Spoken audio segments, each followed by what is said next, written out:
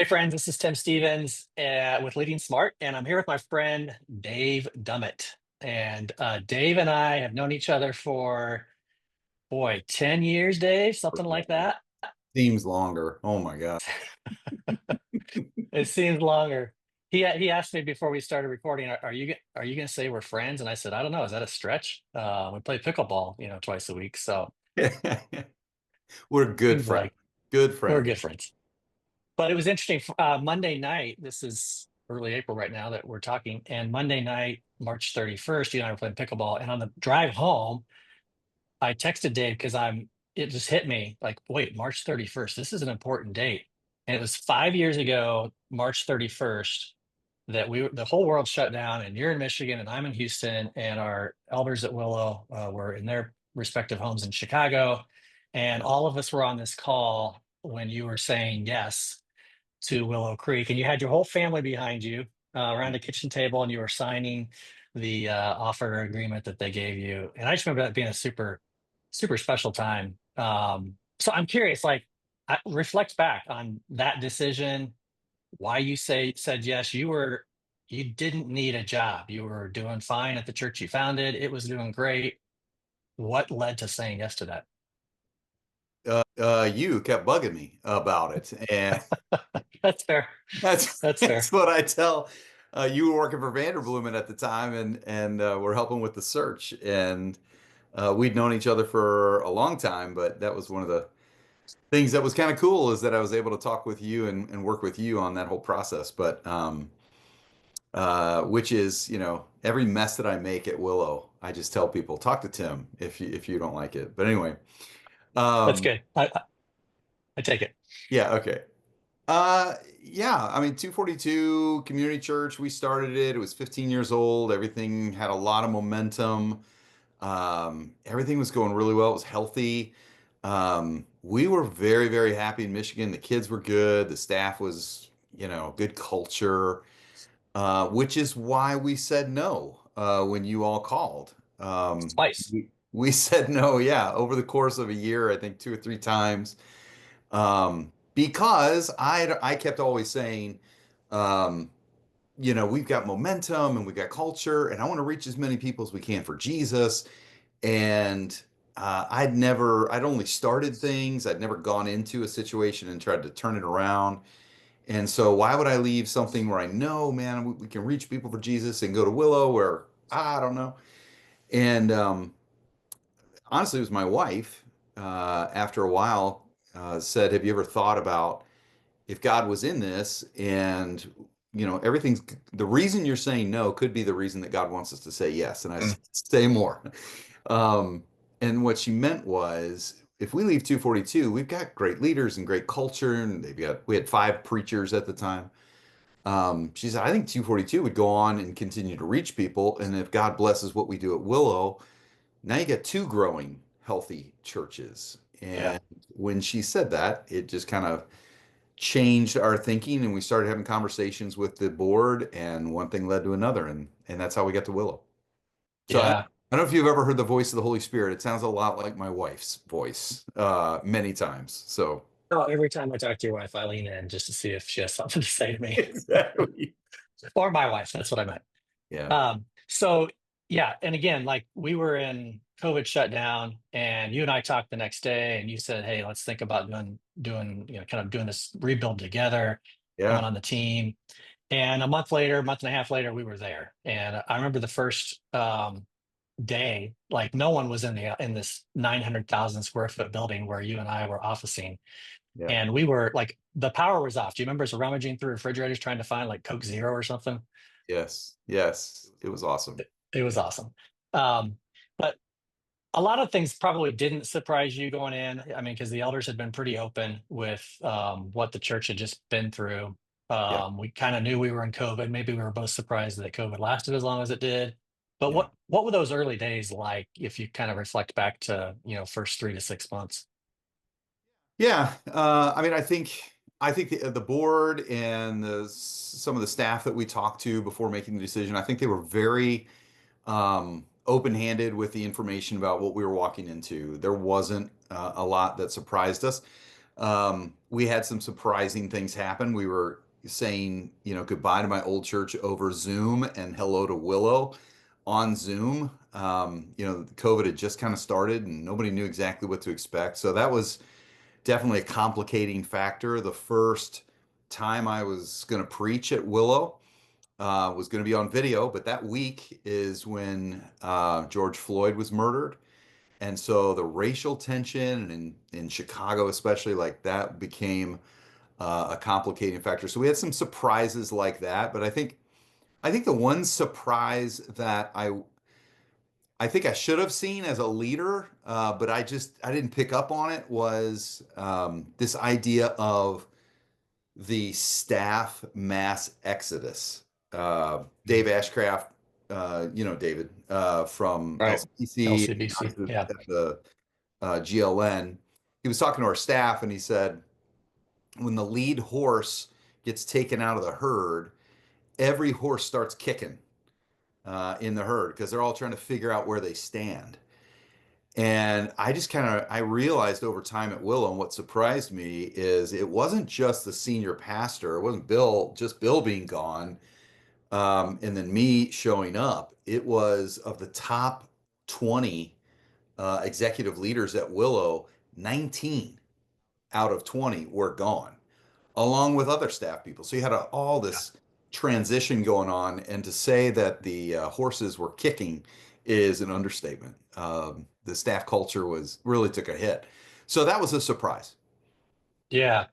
I've often told people like those first really probably 6 to 18 months kind of felt like the fog of war, and I've never fought in battle. But I've seen Band of Brothers, so I know a lot about war. All right, So that's good. but it did feel like that. It felt like there was like so many blazing fires, so many things that we had to address that you couldn't even see it all or get your mind around it. You also couldn't see you would put some things in place or initiatives or whatever to fix the thing that was on fire, and everything was blazing around it, so you really couldn't even tell if it worked. And so like those first people often ask, well, what'd you guys do? It's like, well, it wasn't rocket science. Like I think what you brought in was like a return to worship, a return to prayer, a return to kind of basics, Yeah. and then groups, volunteering, and then like let's just do the next right thing. When did you feel I mean, if you can remember, like when did you feel like, okay, I think actually some of this stuff is actually we're starting to see some signs of health and signs of life? Uh, uh, that's a great question. Gosh, at the risk of being poetic, you know how like in the morning, uh, when do you notice the sunlight? It's like I don't know. It's like it's just at some point you recognize, but like there's not some point that the sunlight just gets flipped on. Yeah. It's just you realize, wait, it's been happening without you even recognizing it. And I think that's what I would say is that we were um, working on the basics, on the basic metrics, attendance, giving, groups, volunteering, baptisms, all of these different things, staff culture. Um, we were working on every one of those things. If I had to pinpoint a couple of times, I would say when the staff rallied toward launching Rooted at Willow. There was something of a just clicking in, a synergy. It was like this team just started playing really well together. Um, and then I think with the congregation, I would say there was a time that we did a giving series or a stewardship series, and I delivered a challenge at that. And it got a response both in people's giving, but also just a really positive response from folks that were saying, "Hey, Pastor, that's what we need. We need high challenge. We need you to take." And in my mind, I'm thinking, I did the very similar thing the year before when we did a stewardship Mm-hmm. series. It's just that back then, so I was reflecting on what was the difference. And I would say what was the difference with the staff and Rooted as well. It was that I think by that year two, year three, we built up enough trust that people started to say, okay, we'll follow you. Not Yeah. perfectly, but just like enough trust that we could start saying, people don't buy into, they don't buy into, you know, going with you until they see the vision. They don't buy into the vision until they buy into the leader. And it was like, it took that long for people to begin to trust us. We weren't going anywhere. We were going to try to get this thing done. So I would say those two times stand out. Something I reflect on in that season. A lot of times there's 1,000 books on change and change management. And what do you do when you go into a new place to bring change? And almost all of them say the same thing, which is don't change anything right away. Take time. Get to know the people, earn trust. Yep. But we got there and didn't have an option. Like we were shut down with COVID, and we were bleeding at a rate that it's like we actually have to start making changes before we've earned the right or the trust to. Right. But and most pastors aren't going to have to deal with that. But most pastors are going to be in seasons where either they walk into a place that's hurting or broken, or they just through the seasons of ministry, if they've been there a long time, you cycle through times where the church is really hurting. So, what would you say is like transferable? What you learned from that pastors can take away if they're in a season where the church is hurting, it's broken, or the staff is hurting and broken, and they think they're doing the right things, but it doesn't. Nothing seems to be working. Okay. Yeah, that's good. Well, I try and steal from the best. And we both know Ray Johnson at Bayside. And I asked him one time, here's a guy, author, great church, Thrive Conference, has been doing it a long time. So, what's a secret to your successful leadership? And he said, be the most encouraged person in the room. And that hit me. I'd never heard anything like that. And yet, the more I reflected on it, the more I thought, man, especially in a situation where there's a lot of challenge, trials, storms, if you're the person that is able to smile and show up and with some amount of confidence say, God's got this, we're going to be good, it wins you influence. It really does. Because people just go, how are you staying confident? How are you staying encouraged on this? What do you know that I don't know? And like, what is your relationship like with God if you can keep smiling and showing up? And man, I tried to do that. Yeah. Relentless positivity was something that was written in my prayer journal. And, I remember saying, and I stole this, I can't remember from who, but just the best is yet to come. I said that at the end of a video one time that went out to the church. And it was like a ripple, like people just kept saying it. And then it became like this, they a byline that I Yeah. Almost like a like, mantra. Yeah. right. It was like a mantra. The best is yet to come. Don't forget, the best is yet to come.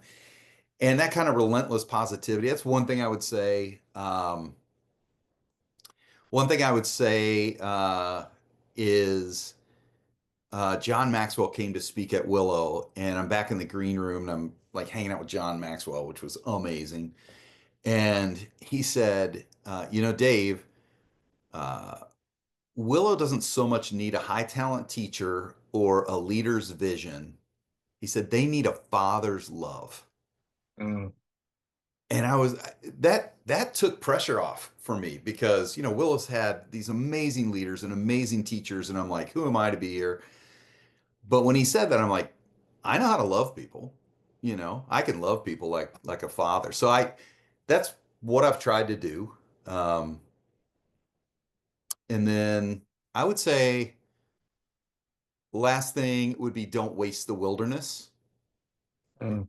Like before God took the people into the promised land, he led them through the wilderness, led them into the wilderness and not just through it. And just this idea of he was trying to teach them dependence on him, daily bread, manna for today.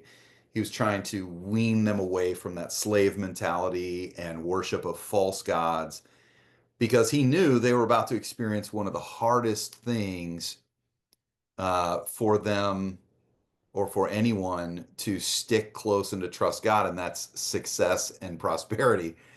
And, before they went into the promised land and got all that, I think God took them through the wilderness. And so I tried to have, and I have tried to have that and lead our staff through that kind of mentality that this wilderness is a place of formation and God's getting us ready for something amazing. And now we've got the 50th anniversary of Willow coming up this year and sort of the future of Willow. And I think Willow is poised to do some amazing things in the future.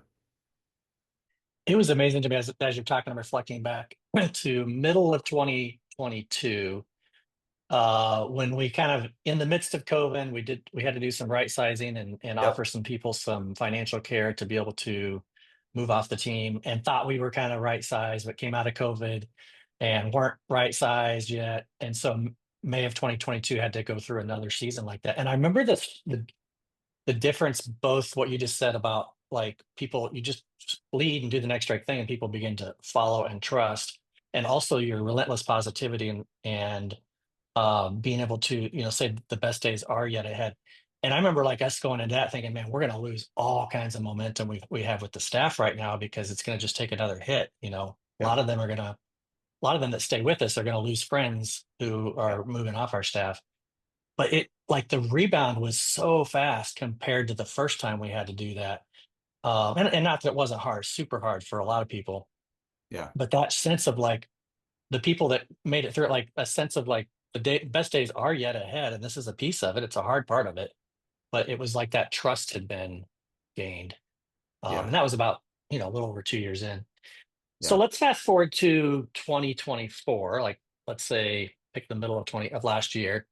Okay. Um, and at that point, and by the way, so everyone knows, like Willow Creek is still my home church. I transitioned off staff in summer of 23, but still where me and my family worship, and so staying very connected, obviously to the church and to many of the pastors on the team. And so, like I'm seeing this as well. Like by that time, by a year ago, like more people are beginning there. I mean, just all the metrics were up.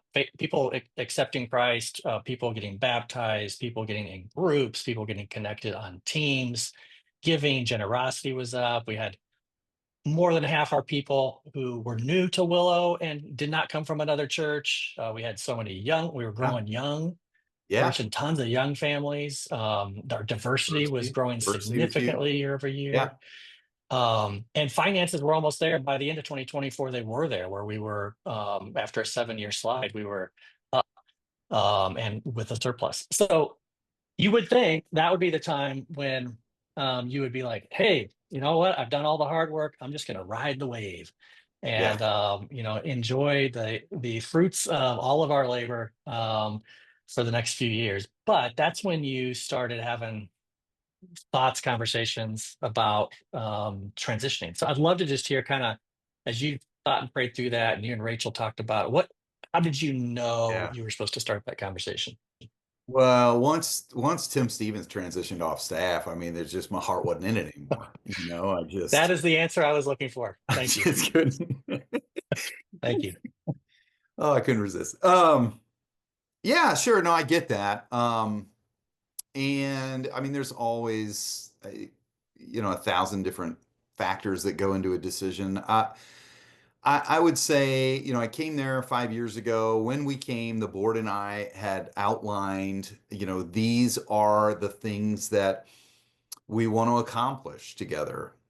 And as 24 was coming to a close, I was realizing we actually called it the high five list, by the way, which was if I could get these things done, I could high five that board and I could high five. Mm. Want to high five some of those staff, those legacy staff that hung in there with us and went through all of the turmoil and the storms. Like before we even showed up, they'd weathered so much, and I wanted to be able to high five them and go, "Hey, we did it as a team." And so I felt like some of those things that, like you mentioned, those things were coming to a close. Um, but the last thing on the list, I remember when I made the list, the last thing was, Willow really got robbed from a healthy handoff. It just it didn't get that. And, there's no success without succession. And so as I was coming to the end of this sort of 5 year commitment, and I'm trying to figure out, is this something that I'm going to do or not? And I'm thinking through succession. Here comes Shawn Williams, who I hired early on. I've known Shawn for a long time, and I just see his leadership growing and growing and growing, and his teaching is growing and growing and growing. And I'm also looking at the 50th anniversary of Willow coming up, and I'm going, whoever cast that vision for the 50th, like here's where we're headed going forward, because it's an incredible opportunity to cast vision. I'm like, whoever cast that vision's got to stay another 5, 7 years to see that vision through. And the more that I prayed through that, and then prayed through this idea of, what else is there for me? Um, I just found my heart was beating faster for some of the other ideas and dreams and, sandboxes that I want to play in.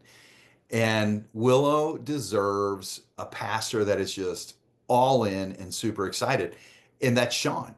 That's Shawn. So I could have hung on for another couple of years, I think, to that would have been, I don't know, safer. Um, but really just wanted to make sure that we could have a smooth momentum building transition. And so that's what we did. I'm I'm I'm a serial entrepreneur, and it plagues me because I just love ideas and galvanizing a team around problem solving. I'm not always great at managing success. And that was the Mm. same at 242. That's why, I mean, when you called for Willow, there was something about a big challenge that was intriguing to me. Even because, so kind of what the part of what brought me to Willow is also what is part of the reason that I'm leaving. Yeah, you said a minute ago your desire for a smooth, God honoring, momentum building transition. Those are the words you used 2 weeks ago when you made your announcement to the congregation. Yep. And I've been like working with churches in like succession stuff in and out of that for boy, 12 years, 15 years maybe. I've never seen a church manage that announcement so well. And the fact that it was my church just made me super proud of the way that you kind of just stood up and told your story. And then the way that the chairman of the board stood up and talked about their processing of those conversations and their vetting and their deep work on Yeah. determining is Shawn the right guy. And then Shawn standing up and kind of beginning to paint the vision That's the for, vision. Yep. yeah, so cool. So cool. So you easily could have, and more often than not, leaders will just walk in and say, "Hey, I'll be done December 31st." But you just kind of initiated this process with because of this part that you communicated of like, I want this to be a momentum building. Like hardly ever is a pastoral transition momentum building anywhere. I mean, but especially in church. And yet that, I mean, we're only 2 weeks into it, but Shawn's been the senior pastor for 3 days now. But Yes. everything I'm seeing is like that's exactly what is happening. So why was that so important to you? Because it delayed your um steps into what's next by several months. Sure. Well, again, like I've just always been taught and seen how important succession is. And I've seen it go wrong, like you have a bunch of times. And um, there are egos that get in the way. There's fear that gets in the way. There's all kinds of ways that it can go wrong. I I feel like to do the work that we did over the last 5 years, and then like to blow it at the end, uh, I that would be so disappointing to me. But this idea of a baton pass where that you actually get more momentum in the process, to me, just that just feels exciting. And you grow to love the people that you're leading. And so, my I don't want my leaving to um I don't want it to be something that causes the people I love to suffer, the staff Yeah. that work so hard and that sort of thing. So to me, it was really, really important to see this done well, to set Shawn up really well because he's phenomenal. Um, yeah. Let's talk a bit about what's next. I know at least two people that are in your head. One's your wife and one's me, who are saying, take a little bit of a break. Yes. Sit back, take a nap, catch your breath. Yeah. You're with Willow full time through the end of July, but post that, what are you thinking? Like, what is? And I know you've got your hands in a few different things, but what's on the radar for you right now? A few things. Thanks for asking. And it's a dangerous question because, when you talk about what you're excited about, it could go on forever. But there's a few things. One is I'm dreaming about a real estate development company, which may sound crazy, but um, I think that Jeff Henderson sent me his book, What is Next for You? And Hmm. he was so kind to do that. And so I've been devouring that book, and it's so good. A couple things. Brand new book. Did he write it specifically for you? Seems like the timing's a little It suspect. kind of it kind of seems like that, doesn't it? Yeah, Yeah. right. I'm sure that's what happened. No, but from his experience of leaving Gwinnett without exactly knowing what he was going to do and then starting the Four Company, he'd had ideas. So like I'm reading this going, wow, this is exactly where I'm at. And two things he says in the book that I've really liked so far. One is, part of determining what's next is where is God making momentum? Like where are you seeing momentum?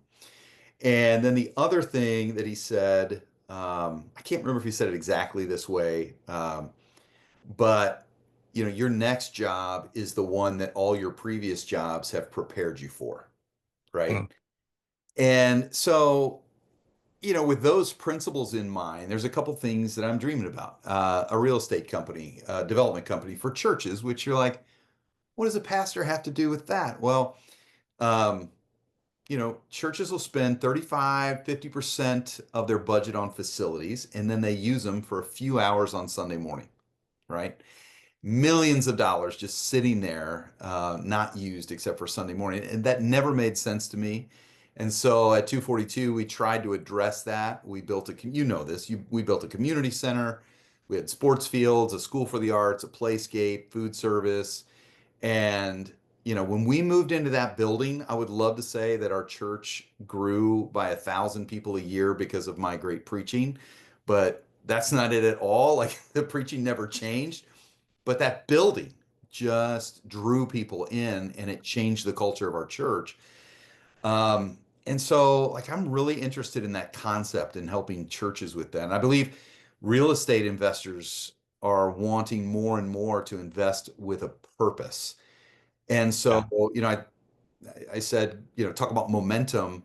I've got a meeting in Dallas in a couple of weeks, and I believe we've found a group of preschool operators, sports courts operators. You got designers and you got investors, and then me kind of from the ministry side coming together. And I really believe what may come out of that is, churches building facilities that aren't just reverent but relevant, and that ministry can happen on Sunday, but then we can also monetize those spaces throughout the week. And hopefully then churches can take that 35% that they were spending on brick and mortar and utilize that more for ministry. So that to me is one of the things that I'm seeing momentum. It makes sense with my past story. And so that's one thing that I'm excited about. And then I shared this with you, and I got affirmation from you, got affirmation from a few others. One of the things that we've had to do at Willow, and one of the places where I'm seeing momentum at Willow, is this engagement with our business leader community. Mm. And I was on the phone with Carrie Newhoff, and we were talking about this the other day that he said a lot of times business leaders and faith leaders, church leaders, intimidate each other. And, at Willow, we've just found some pretty effective ways to facilitate those relationships and between, church leaders and business leaders. And when a business leader who's leading an organization, who's stewarding a lot of resources, when they catch a kingdom vision, I mean, the potential for impact is Yeah. huge. And from the business side, that's incredible. From the church side, I did some generosity work with Generis, and Frank Beeler, who's their CEO now, was telling me that right now that the top 14% of givers are responsible for 80% of a campaign's success. Mm. So, bottom line for pastors is that if we can help pastors engage with business leaders, it's going to help fund the God-given vision that they have as well. So, I'm also dreaming about spinning up a group that can help come alongside church leaders with generosity and stewardship, but in particular, um, doing ministry with some of the business leaders in their church. So I know that's kind of vague, but that's kind of the No, beginning of the dreams. I love that because I just see very few churches, I mean, churches I've led in the past, and very few churches that I know that have figured out how to engage the business leaders in their church that are typically high net worth, typically super busy, travel a lot, maybe aren't there present, can't volunteer in teams because of their schedule and all that. We just don't know what to do with them, you know. Yeah, And the ones that can't be there on Sundays, we say, "Hey, would you hand out the bulletins?" And it's like, "Okay, sure, if that's what you want me to do." But I love what you're tapping into there. I think there's a ton of potential there. good. That's awesome. I also love that you and I are going to do a little bit of work together. Yes, So sir. that's going to be fun. Yes, sir. So it's been fun to see, and you've done this as kind of side hustle kind of stuff over your probably your whole career, but for sure the time I've known you, of just pouring into pastors when you can, pouring in, leading staff retreats, helping with church boards, speaking occasionally, those kinds of things, and um, so I think, I'm excited because your time's going to be a little bit more freed up, and there's some things that I think you can do with Leading Smart that I can't do, and I don't have anyone on my team that can do. But come alongside senior pastors in a significant way, and helping them just unlock problems, and just helping them solve things, helping them figure out what to do with business leaders. Um, Leading staff retreats or leading board retreats, those kinds of things that I just think, as a person who sat in the senior pastor seat for so many years at a super high level with complex organizations, it's going to be fun to do some work together. So looking forward Heck to yeah. that. Yeah, well, I just said you got to figure out where God's creating momentum, and He's created a lot of momentum with Leading Smart. Your last year has been phenomenal, and I'm Mm. not just blowing smoke. I mean, you're crushing it, and I love watching what you're doing. You're multiplying your impact, right? Not just at one church. Now you're at multiple churches, and your time is filled up. And so to come alongside and maybe help. You and I have really, I would say, complementary giftings. There's things that Yeah. you're good at that I'm not, and then there's things that you're good at and I'm good at. I'm just kidding. Um, And what's the other category, Roy? oh, I can't remember, but anyway, Okay, no, all I'm right, just fair. kidding. But yeah, I just think Yeah. the work that you're doing is super meaningful, and so look forward to kind of partnering together on some of that. Yeah. Well, man, I know I'm praying, and those that are listening to this, those that have stuck with us for this long, are praying for you as well, and praying for Willow. I know you and I both experienced this anytime we've traveled in the last 6 years, 5, 6 years around the country. Yes. Every single time, people come up and say, "Praying for Willow," like the church, the Big C church needs Willow to thrive, Yeah. and so I think those prayers continue, both for you and what's next for Shawn, and for Willow as well. So thanks for taking a few minutes with me, Dave. Absolutely.